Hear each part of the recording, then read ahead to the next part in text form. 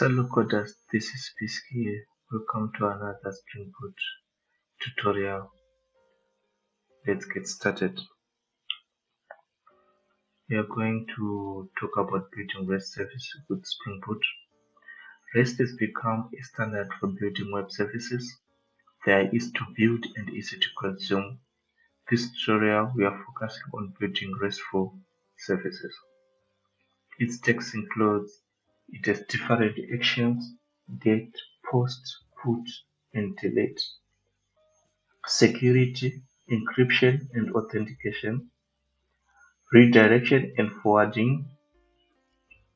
Another one is caching. Our first annotation is a REST controller. We will create a user controller.java. We will add an annotation at REST controller to mark the class as request handler. A request handler is used to process HTTP requests. A request at REST controller is in web dependencies. We added this dependency on our previous video. If you haven't watched it, go and check our previous video. So as you can see on the screenshot, this is a class at user controller. Then we annotated a REST controller to mark it as REST request handler. Another annotation is at get mapping. So all our methods here, we are going to add at mapping, either at get mapping, at post mapping, at put mapping, at delete mapping. So at get mapping is when we want to get a resource from the database. So we have our method get user ID with a path variable ID. So this ID is matching with the ID in parameter of a get mapping, so they must match. At post mapping, we use this annotation when we want to create a new resource. So on our method, we annotate our method with a post mapping, and in the method we add a request body with another annotation at request body. It's either our user class. For here, I just added object class so that you know that we need a class here. And we have a put mapping. We use a put mapping when we want to update a record on our system. So here we have a path variable which we are going to use to identify the record. We first fetch the record if it exists. If it's there, we can now update our object with the object that we passed on at request body. It is simple. I will show you on the next lecture how to do this.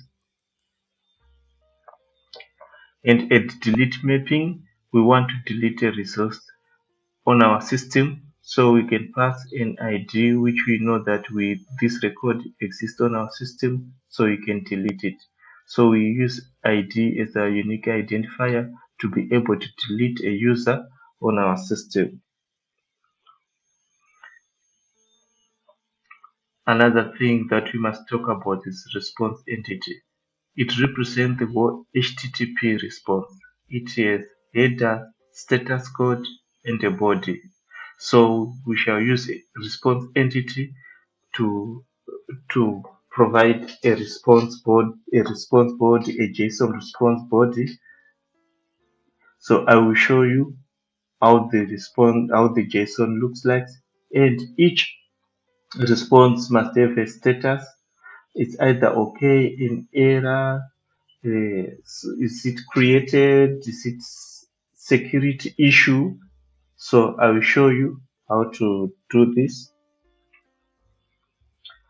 A list of response codes that you must know as a beginner. We have a 200 for OK. We use it when we want to get something from the system. We have 2001. We use it when we updated or created a resource, or we create our user or update our user. We have 400. Let's say when creating a user, a field username is required. So when creating it, it was missing, so we can return with a 400 and error telling the user that this field is required. We have 401 and 403. These are used on security. 401, we are trying to access a secure endpoint, and you don't have any token on your headers, so we throw an exception. 401, or your token is expired, so you can refresh another one. 403, you are authenticated but you don't have permission to access that resources, you don't have the role, so you can return it. 403 and 404, we are trying to access a user which does not exist on our system, so we can return with 404. 500, an exception was thrown on our system, so you can return 500 as an internal server. 503, your service is down and it's not running, so a 503 can be shown as an service unavailable. Later on, I will show you how to do this to have a high availability application so that you avoid 503. So what is a JSON? A JSON is a JavaScript object notation. It is a lightweight data interchange format that is easy for humans to read and write, and easy for machines to parse and generate. It is a way to represent data in a structured way using key value pairs. As an example below, you can see this is a JSON object. A JSON object starts with curly brace and ends with curly brace with a key value pairs. We have an ID, which is the one that you are seeing, a UUID, a name, it's Bisc, last name, Musweet, username, Bisc, email, code@bisc@gmail.com, and you have age, which is 30, rows, developer, maintain, admin. On rows, it's a JSON array. So inside a JSON object, you can have another JSON object also, or you can have a JSON array. Later on, I will show you. So on our RESTful services, we are going to consume a JSON object and produces a JSON object. So this one is a user object. So what's next? We are going to create a user controller.java class in the next lecture, and we are going to create also a model user, and we can start to add all the annotation that I showed you at get mapping, at post mapping, at put mapping, at delete mapping.